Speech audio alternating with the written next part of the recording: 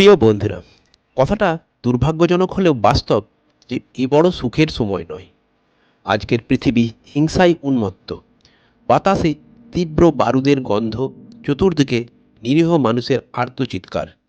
যে মানুষগুলো নিজেও জানে না কী কারণে, কার সঙ্গে, কেন এই যুদ্ধ। সেই সকল নিরীহ মানুষ, তাদের পালিত পোষ্য প্রাণীরা, ক্ষেত খামার, স্কুল, হসপিটাল নিমিষে ছাড়খাড়। সর্বগ্রাসী ক্ষেপণাস্ত্র আর কার্পেট বম্বিংয়ের আঘাতে সবই যেন ধ্বংসস্তূপে পরিণত আজ। বাস্তবে এ যেন উঠতি বয়সী কিশোরের ভিডিও গেমের লাইভ ভার্সন মাত্র। আপনি যে কোনো মতাদর্শীর হতেই পারেন, যে কোনো বিশ্বাসে বিশ্বাসী হতেই পারেন, কিন্তু মন থেকে বলুন তো, এই সকল যুদ্ধ কি একবারও কাম্য মনে হয়েছে? না, নিশ্চয়ই মনে হয়নি। কারণ আদতে আপনিও একজন শান্তিকামী মানুষ।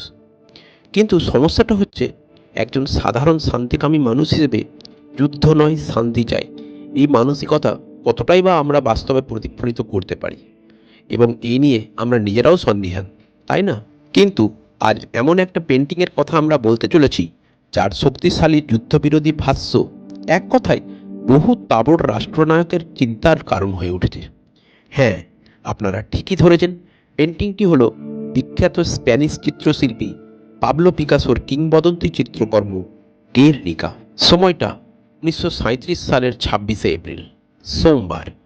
আর 5টা দিনের মতোই নিজেদের দৈনিক কাজকর্মে ব্যস্ত, ছবির মতন সুন্দর সাজানো গোছানো স্পেনের বাস্ক প্রদেশের ছোট্ট শহর গেরনিকা। প্রসঙ্গত, স্পেনের প্রাচীন সভ্যতার গর্ব এই গ্রাম। সোমবার হাটবার, স্বাভাবিকভাবেই আশেপাশের গ্রাম থেকে মানুষজনের সমাগম একটু বেশি। ফলে ব্যস্ততার কোলাহলে সুন্দরী গেরনিকা যেন আজ কল্লোলিনী। কিন্তু আকস্মিক ছন্দপতন, বিনা মেঘে বজ্রপাতের মতো গেরনিকার আকাশে অশনি সংকেতের ন্যায় হাজির একাধিক যুদ্ধবিমান। আর সেই সঙ্গে নির্বিচারে ব্যস্ত শহরের উপর চলতে লাগলো বোমা বর্ষণ। মুহূর্তের মধ্যেই, কিছু বুঝে ওঠার আগেই বহু মানুষ নিহত হলেন, আর তার থেকেও বেশি মানুষ মারাত্মকভাবে আহত হলেন। ধ্বস্ত আতঙ্কগ্রস্ত মানুষ যতদূর সম্ভব নিরাপদ আশ্রয় গ্রহণ করলেন। বোমাবর্ষণেও খানিকক্ষণের বিরতি এলো। প্রাণ রক্ষার্থে যাঁরা আশ্রয় নিয়েছিলেন নিরাপদ অঞ্চলে, হামলা থেমে গেছে ভেবে আহতদের সাহায্যার্থে পুনরায় তারা বেরিয়ে এলেন। কিন্তু তখনই তাঁদের ওপর শুরু হলো কার্পেট বম্বিং।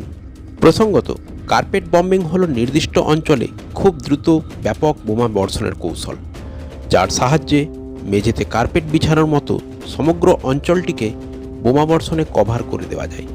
সহজ কথায়, দ্রুত অঞ্চলটিকে ধূলিসাৎ করা। চলল টানা 3 ঘন্টার এভাবে ধ্বংসলীলা। বহু মানুষ মারা গেলেন, যার বেশিরভাগই নারী, শিশু এবং বৃদ্ধ। ধ্বংস হল গেরনিকার ঐতিহ্যবাহী বসতিগুলি। এই ধ্বংসলীলার পিছনে হাত স্পেনের স্বৈরচারী শাসক ফ্রান্সিসকো ফ্র্যাঙ্কোর, যার অনুরোধে ইটালি এবং জার্মানির বিমান বাহিনী যৌথভাবে এই ধ্বংসলীলা চালায়। প্রসঙ্গত, স্পেনের গৃহযুদ্ধে এই দুই দেশ যথেষ্ট সামরিক সাহায্য করে, তবে সে এক অন্য ইতিহাস। ফিরে আসি প্রসঙ্গে। নিরীহ মানুষের উপর এহেন নারকীয় হত্যালীলা যে কোনো সংবেদনশীল মানুষের কাছেই হৃদয় বিদারক। সেখানে পাবলো পিকাসোর নিজ মাতৃভূমি স্পেনেই এই ঘটনা ঘটেছে। স্বাভাবিকভাবেই শিল্পী গর্জে উঠলেন প্রতিবাদে। এই প্রতিবাদ ক্যানভাস আর রং তুলির প্রতিবাদ, যার বিষয়বস্তু মনে করিয়ে দেয় যে শিল্পকর্ম শুধুমাত্র মনকে পেলব ছোঁয়া দেওয়ার জন্যই নয়, প্রয়োজনে দ্রষ্টার চেতনাতেও আঘাত হানতে পারে, এমনভাবে যাতে সেও যুদ্ধের ভয়াবহতার বিরুদ্ধে সোচ্চার হন, আক্রান্তের ব্যথায় সমব্যথী হন। কি ছিল এই গেরনিকা চিত্রে? বাস্তবে গেরনিকা কোনো সুখের চিত্র নয়। আনন্দের সমস্ত রং যেন শুষে নিয়ে মৃত্যু আর ধ্বংসের ধূসর সাদা কালোই এই ছবির থিম। ছবিতে আছে বোমার আঘাতে ছিন্ন ভিন্ন মানুষ, আছে নিষ্প্রাণ শিশুকে কোলে নিয়ে হাহাকাররত মা, আছে উদ্ভ্রান্ত ঘোড়া ষাঁড়। অর্থাৎ সবই আছে, কিন্তু যেন ধ্বংসের হাহাকারে উদ্ভ্রান্ত, মৃত্যু যন্ত্রণায় ক্লিষ্ট। প্রসঙ্গত, প্রিয় বন্ধুরা, আমি নিজে চিত্রকলার কোনো বোদ্ধা দর্শক নই, কিন্তু চিত্রের হাহাকার যে কোনো সংবেদনশীল মানুষের দৃষ্টি এড়ায় না। বাস্তবে মানুষ যুদ্ধে কখনোই জেতে না, কেবলই হারায়। গেরনিকা যেন এই কথাই বলে। এখন কথা হচ্ছে, সত্যিই কি চিত্রকর্ম যুদ্ধবাজ রাষ্ট্রনায়কদের মনে কোনো রেখাপাত করে?